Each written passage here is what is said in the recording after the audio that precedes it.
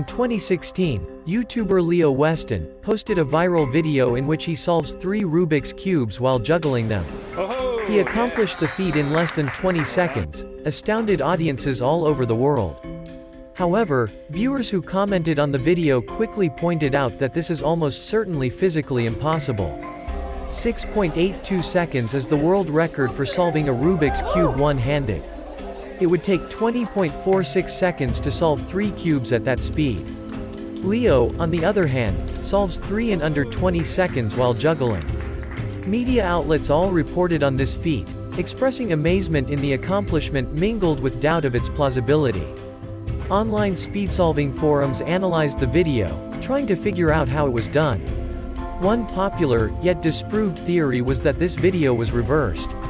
Others argued that Leo had memorized a solution with very few moves, but it was quickly pointed out that together with the orientation of the cubes and recall needed for each move, this would also prove to be very impressive. So how did he actually pull off this trick? When someone pointed out that Leo was standing behind a Rushes banner, a UK digital FX company, the truth was revealed. 1 week after the video went viral, Leo posted a video explaining how it was done, demonstrating that it was an incredibly well-done video edit. The skill on display here is expertise in seamless digital effects work, not physical Rubik's cube solving, he writes in the description. Nonetheless, this video was well done and incredibly entertaining. The video received attention from many famous cubers such as YouTuber RedKB, Ubercuber, and even the famous puzzle designer Tony Fisher.